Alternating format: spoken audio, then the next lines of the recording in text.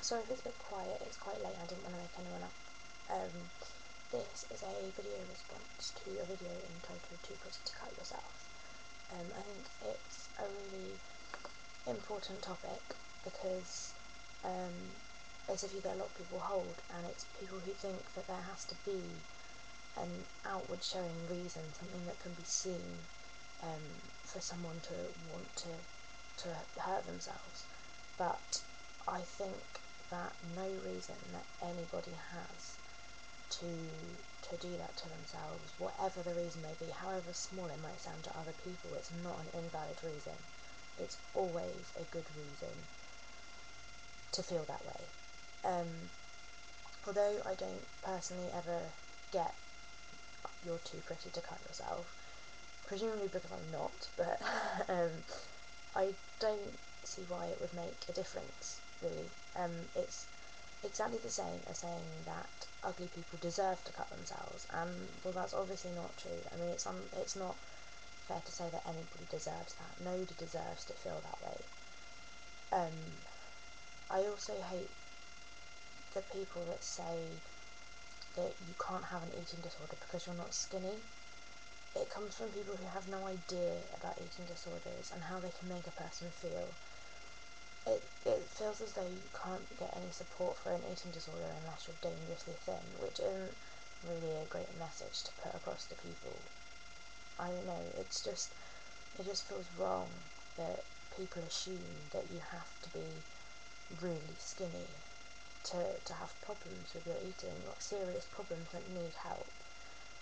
I think mental health is very much related to how you perceive yourself, not necessarily how you really look or how you really are. A lot of beautiful people hate the way they look. It doesn't change the way they feel on the inside, how much they want to change themselves and punish themselves and hurt themselves because of it.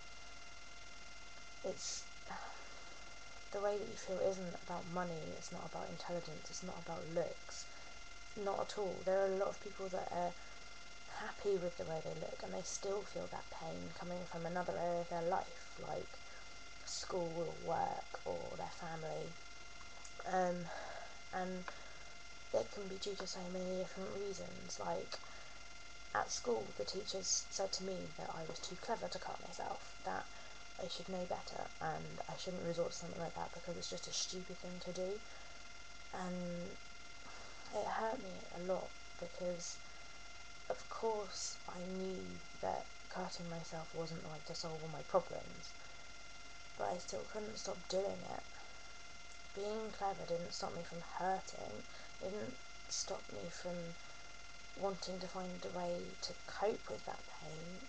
I didn't necessarily make the right choices, but it didn't stop me from feeling that. It didn't stop me from caring about what others said to me or what other people thought about me. It didn't stop me from feeling the pressure associated with that particular academic achievement. Being intelligent never made me any better at discovering myself or working out who I really was or anything about me. Yeah, I know stuff about the world, but it doesn't mean that I know what's going on inside my own head. Yeah, I'm at a really good uni, and yeah, okay, I did well at school, but I worked hard to get here, and I'm still working really hard. Not one day goes by where I don't think that I'm just gonna fail and let everyone down, everyone that helped me to get where I am now.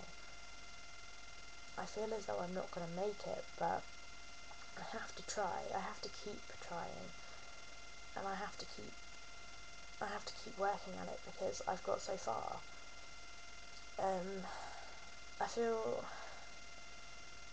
angry when I hear of people that get told they're too happy to cut themselves. I hate that more than anything. No one can know what goes on inside your own head. No one can tell you if you're happy or not. They don't know what's happened in your past. They don't know how you feel now. A couple of people said it to me before, and it makes you feel as though you're not worthy to feel pain, as though you shouldn't feel that way because you're not unhappy enough.